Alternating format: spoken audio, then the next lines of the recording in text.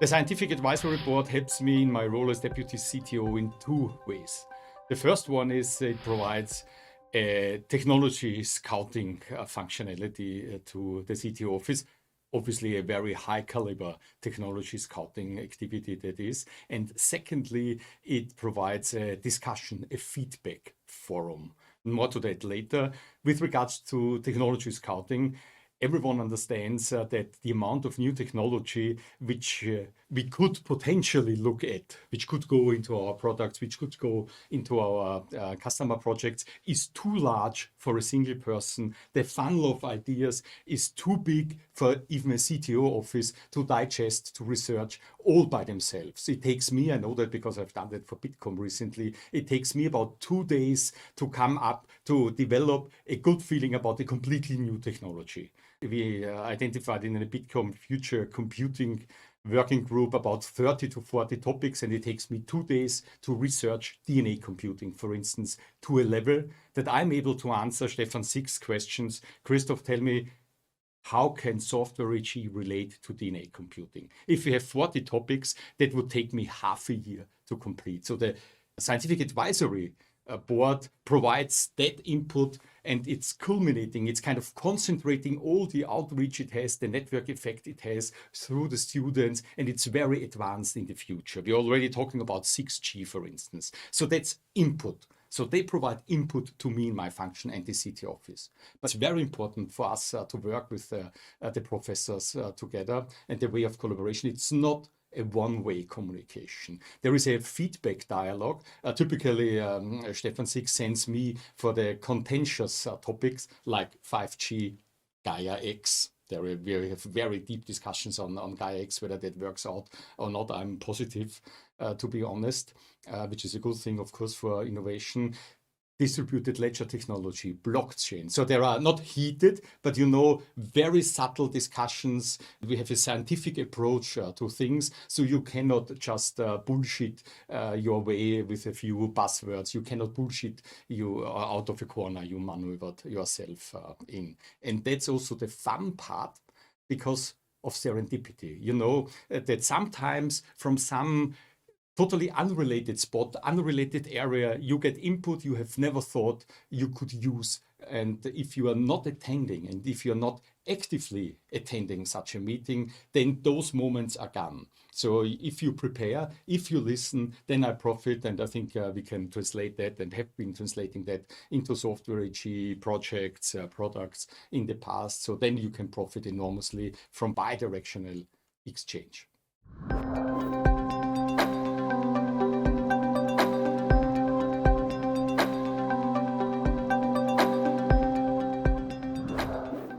I want to divide the answer to the question in two packets, in two domains. One is the customer domain, and the second one is how we innovate what technologies we put into our own products. When it comes to technology recommendations for our customers, I think it's vital to shortly reflect on the key drivers, the key initiatives, if you want, which are driving customers to change something. And what we see is we still have something like continuous customer experience.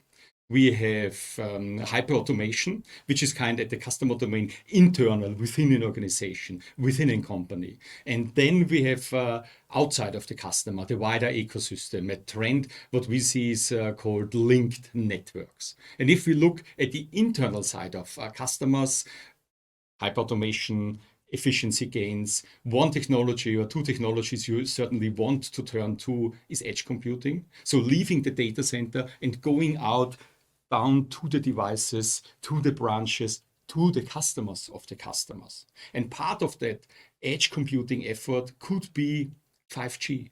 I know 5G, we have had a hype around 2017, 2018 there, but we see the build-out phase of 5G happening right now. So now would be the time to capitalize on that and do edge computing in a 5G GNB in the base stations of 5G.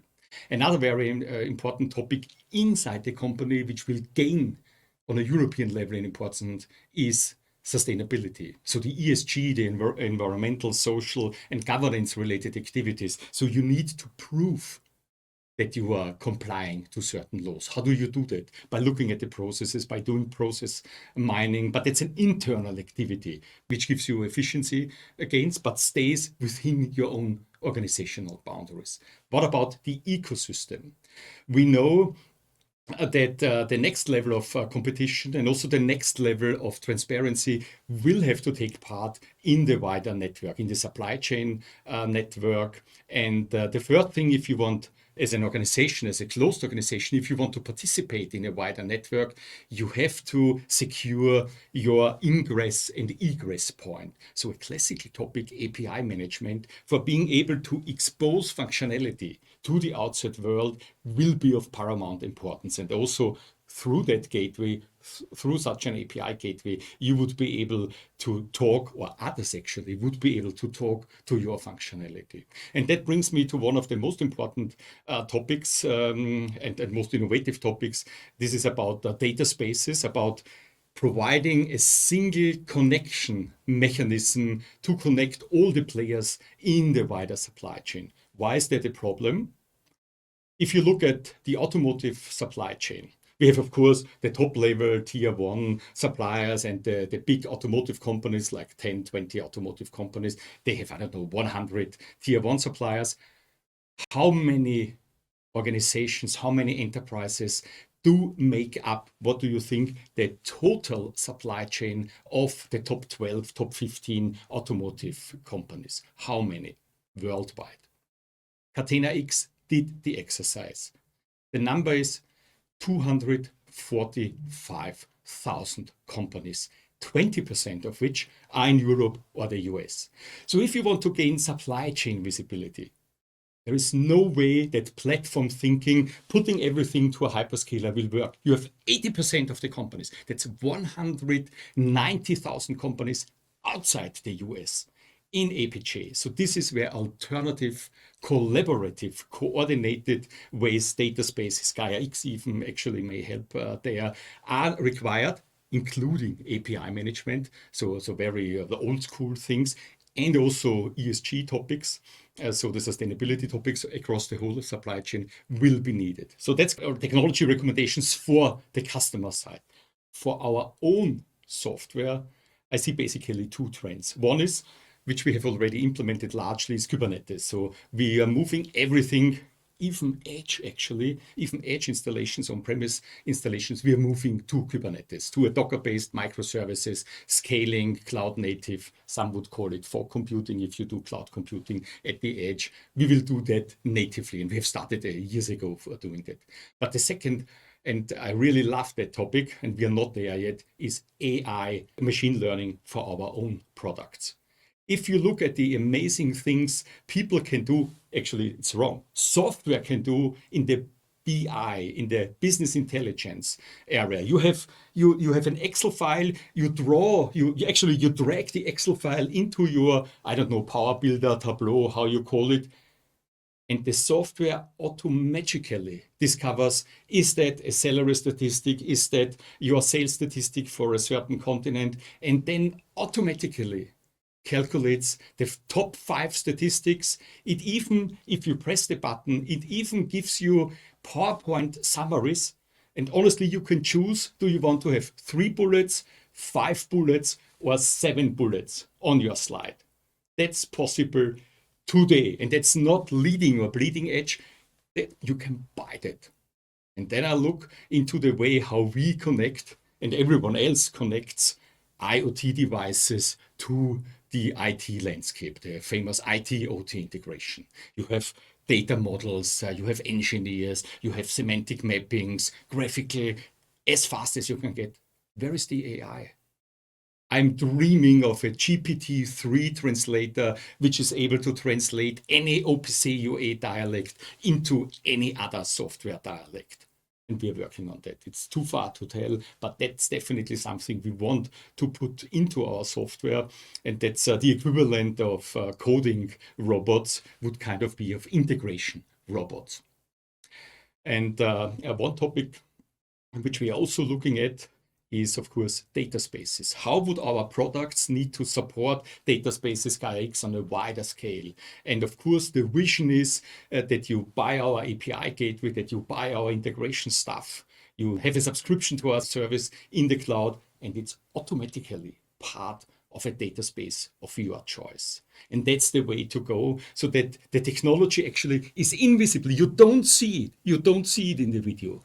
The foreground of technology, of connectivity technology, needs to move in the background, and then Software AG and our customers have won.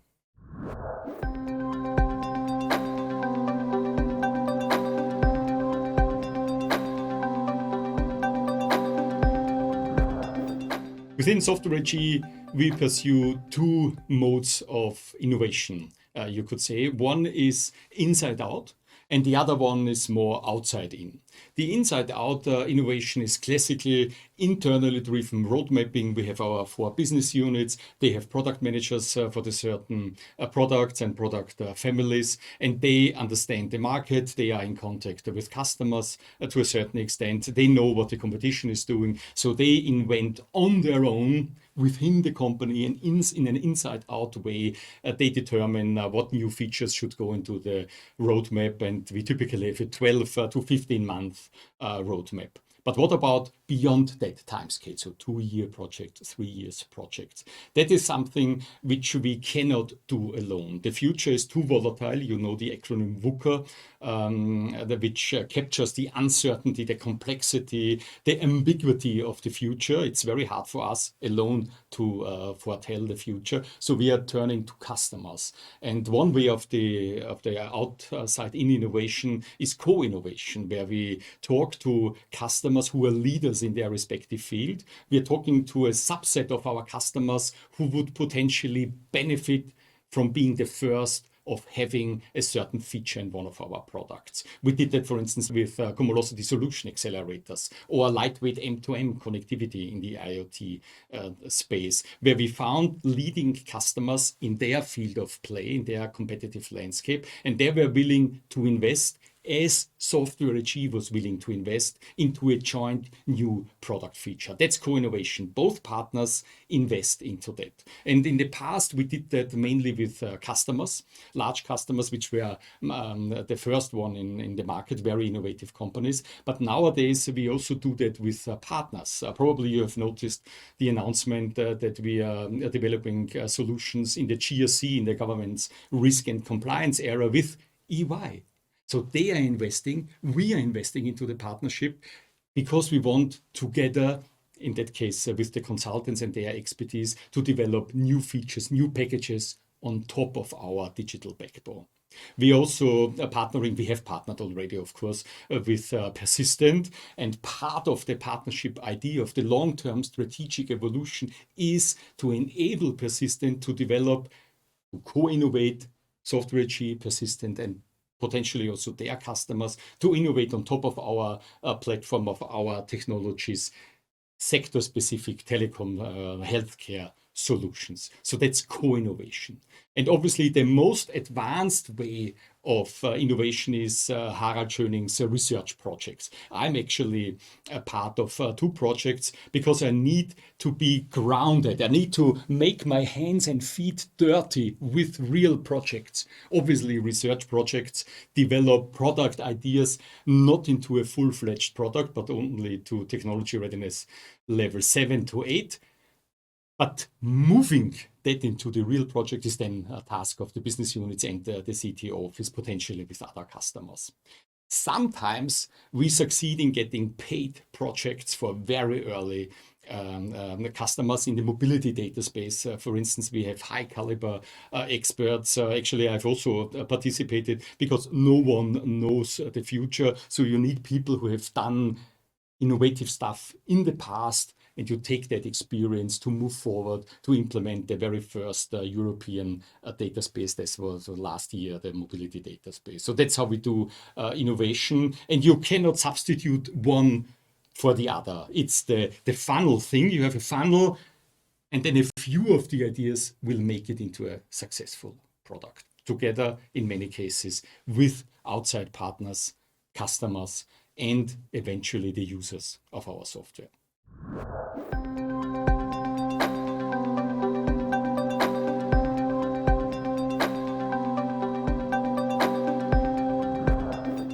Yeah, digital sovereignty. What a buzzword.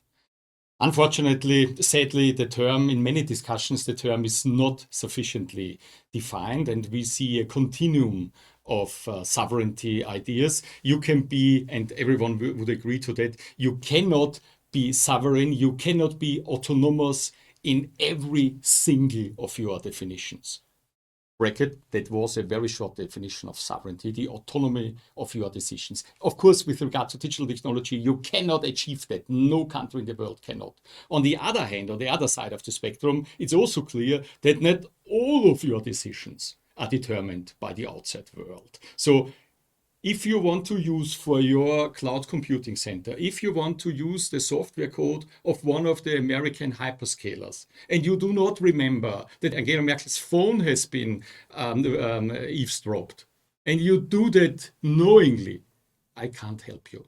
So there is a continuum, and it would be nice if someone in the European Commission or the European Union, if we could fix kind of a range in that continuum, what level of digital governance, of digital sovereignty we want to achieve. That is important because I've been asked to estimate the progress. Do we make enough, sufficient progress? But it's very hard to measure progress if the target is not set. How much sovereignty do we need, and when do we want to achieve it? The approach Europe and also Germany and the other European Union member states have taken is they invest kind of a rough idea. We do data spaces, open source software, this is good, which moves us in the right direction, but the target still is a little bit fuzzy. So coming back to the questions, are we progressing? I take only the first part, obviously, kind of cheating. Are we progressing? Absolutely. So the amount of steps, the amount of funding, that's great. Do we progress enough? I give you a comparison. How the European Horizon Europe program, so the next year global European Research Fund program is, I think, for 10 years, 100 billion euros. A large amount of money. Microsoft Research, Apple Research, Amazon Research. How much money do they spend on pure R&D activities? Do you know? It's around 10 billion US dollars. Now, I deliberately mentioned 100 billion euros, but if you divide that by 10 years, the total amount of yearly R&D efforts sponsored by the European Union just equals the amount of money Microsoft, a single US company, spends for their R&D. So should we invest more? Definitely. Will we ever be completely autonomous? Will we have total digital sovereignty? Never. However, there is one thing which the European mind has or is capable of doing, and the US has not. The US have, by their very nature, by their constitution, they have a very egotistic, a very selfish, a very self-accomplishing, the winner takes all mentality. This is the reason why the platform business that's a paradigmatic US way of doing business, like Standard Oil. I want to, like Elon Musk, I want to rule the world, and I have the money to do it.